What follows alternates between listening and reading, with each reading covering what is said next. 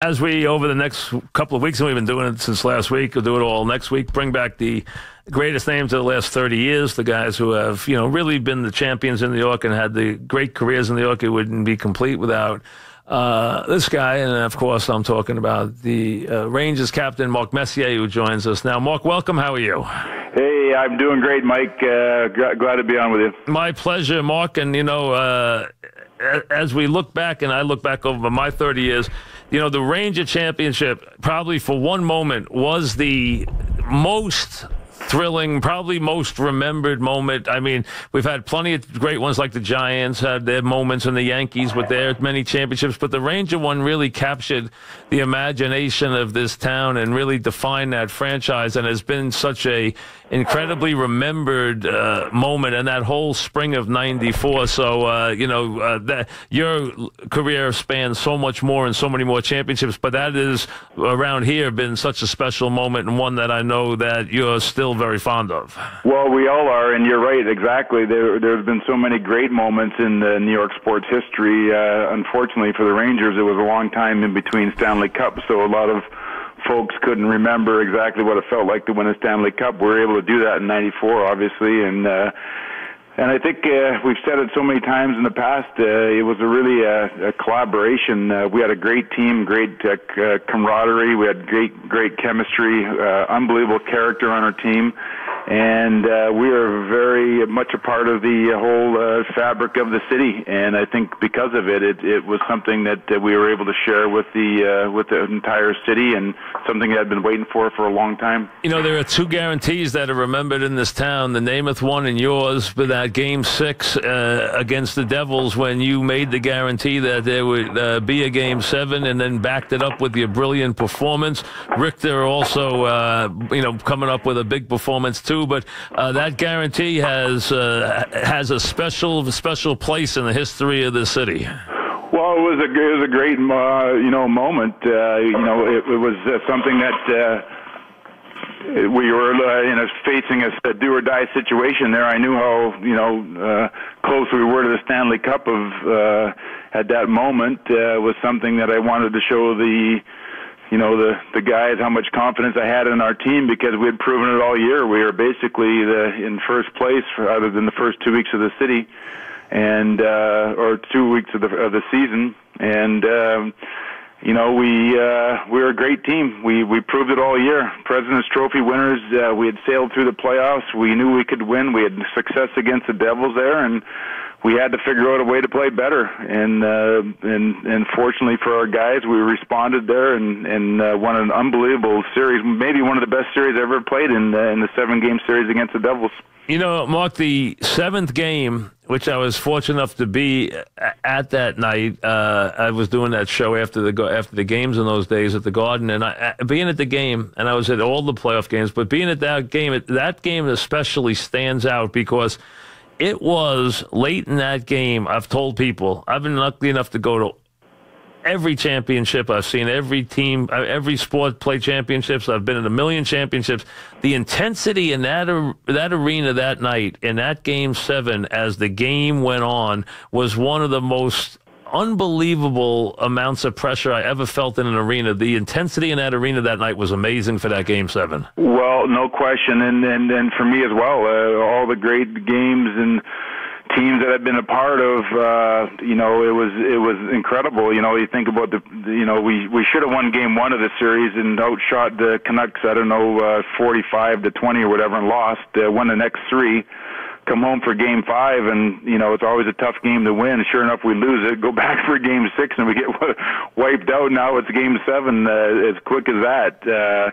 So you're right. I don't think I've ever remembered walking into an arena in my 26 year career that felt that kind of intensity at 4:00 in the afternoon. And then by the time the game started, unmatched. I had a lot of stories, obviously, over the years about people going to that game, and a lot of people, it was the first hockey game ever, and they said, wow, this is fun. Is it always like this?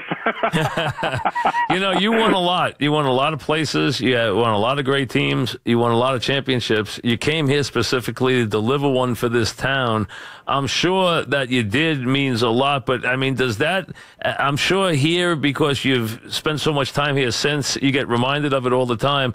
But in your, brilliant career, does that one feel different than the others because it was singular and because it was so important to this town? Well, when I came to the Rangers, I was really looking for a change in my personal life and a change in my professional life, and I got both come to New York City and playing there. Obviously, an Original Six team, the history, the tradition, the challenge of erasing that 54-year deficit. All things combined, it was something that really kind of, appealed to me at the stage of my career that I was in, and I didn't know if we were going to be able to do it. I mean, I felt I had a good understanding of how to win, coming off 5 championships in Edmonton, but I didn't realize how good of players I was going to be surrounded with when I got to New York. And I think, I've said it a million times over that nobody can win alone. And if you don't have the participation from everybody, from the ownership down to the general manager, the coach, down to the players, to the trainers, doctors, everybody is involved in a championship team, and you ask anybody on any sport, team sport that has won, and they'll tell you the same thing. And we found magic that year. There's no question about it. We found magic, and we wrote it. We were great at home, and we believed in ourselves more than anything. And to this day, it stands out as one of my most memorable moments ever. That not just the Stanley Cup in the final game, but the entire year was a magical year from the time we left for training camp until we ended the last game in Game 7. It was magical for myself and for so many people, and we'll never forget it. People talk about, you were talking with Mark Messier, of course, about 94 and how much that meant to the city. You were regarded as everywhere, far and wide, as one of the great leaders in any sport. And that was your reputation. It was clear. It was something you took very seriously. It was something that everyone respected and looked up to you about.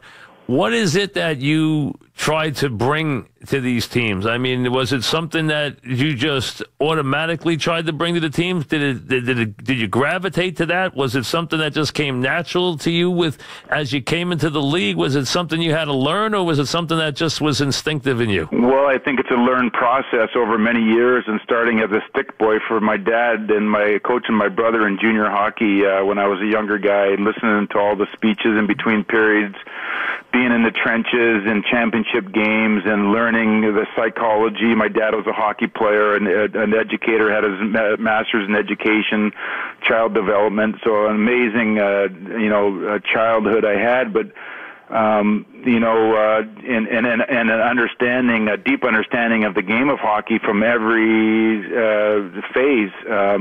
And I quickly realized that, that in a team sport, that if everybody isn't participating and feeling worthy of their role, that we're not going to get the maximum effort out of each and every individual. And so I quickly calculated that it was a good idea to make sure that everybody felt responsible for the role on their team, no matter how big or how small. And without their best, we couldn't win on any given night. And so every season started with the same thing. We tried to figure out how to get the best out of everybody on each and every night. And there's obviously trials during the regular season, ups and downs, but in the end, it's a people business, and you have to have great people, you have to have a great character, you have to have great talent, obviously, but you got to maximize the people's individual talent, and you got to find a way that hold them responsible, but at the same time, inspire them to be the best they can be. When you went to Jersey down 3-2 that night, there was a lot of confusion with that team. There was a lot going on with that team. Did you feel that the guarantee was to take the pressure off your teammates? Was that the plan? I mean, was that the game plan for you? Is why you made the declaration that you did? Well, it wasn't so much that, Mike. It was more so that I really did believe in our team, and I knew how close we were, and I knew the Devils were obviously the second best team in the league that year behind us. And that if we got through the Devils there, the chances of us winning the Stanley Cup were pretty good. We had to figure out a way to play better. And it wasn't so much to take the pressure off of the team and what was going on internally in the team. Every team faces times throughout a playoff where they have to look each other in the face and say, is this as far as we can go? Is this have we pushed ourselves to the limit, or do we have more to give? I felt we had more to give. I wanted the players to understand that we could give more, we could play better, and we had to play better. We had to find a way to play better. As far as what was happening internally, that happens all the time. Look at coaches are human, players are human, mistakes are made, but if you believe in the person, you can overcome any mistakes that are made, and we believed in Mike, we believed in each other, and anything that came our way throughout the entire year, we were able to answer those challenges. And this is another challenge that we had to answer. And then, everyone remembers Game 5 that you could wrap it up at the Garden and didn't. And the Mad Dog and I went back to Vancouver for Game 6, and that was a madhouse, that Game 6 that day. I mean, they were crazy in Vancouver for that Game 6, and then had to come back for that Game 7. The ups and downs of that 7-game series, it's interesting how, a team with a lot of pressure on it at that time to finally win, you wonder, was that team feeling a lot of that pressure in that final series? I mean, could you sense that your teammates were feeling a lot of pressure in that series? Yeah, we did. There's no question. And I think one of the things that made the championship so special is that we did understand the desire and the tradition and the history of the team. We were aware of it all the way through. There were so many instances that we had done something special, only to be reminded that the team in 1954 did the same thing, but only to lose in the finals there. So there were a lot of hurdles to overcome psychologically. And we just put our heads down for the most part. We felt the pressure. There's no question. We were very excited about the team that we had. We were very excited to go in the playoffs there. We beat the Islanders 4 straight, Washington in 5. We knew going into the Jersey series it was going to be a tough series, and it proved to be that. We found a way to get through it, and we had enough experience on the team that we weren't complacent because we had gotten to the finals. We knew that there was so much more hockey to be played that we were ready for it. In my mind, looking back, we probably should have, won that series earlier. But you got to give the Canucks a lot of credit. They pushed. They didn't give up. They took advantage of the situations when it was to their advantage. And but we came home from Game 7, and I think our character, our experience, the crowd, the environment played into our hands, and we were able to take advantage of it. Did you think that was in camp that year? Did you think that was a team that could be a championship team? Now, the team played well all year. As you said, they had, I think you guys had, didn't really have a lot of slumps in the regular season, but was that a team that early on you knew had a chance to be a special team that year, or did that happen later on in the season? Well, from my experience there, that you can't win without a goaltender, and I, to this day, Mike Richter is one of my best friends, soulmate, obviously, and I believed in Mike behind us. You knew every night following Mike out the dressing room door, you were going to get his best effort. Sometimes it wasn't good enough, but it was never because he wasn't prepared and he wasn't ready. An incredible athlete, conditioned beyond belief. He was prepared mentally and physically to do the job and goal, so that was one check mark. Every championship team has a defenseman that is an incredible defensive and offensive defenseman. We had that with Brian Leach, but more importantly, we had another guy that was an incredible offensive defenseman as well with Sergei Zubov. A very good player, yes. And then you add in the character of Graves, of Kovalev.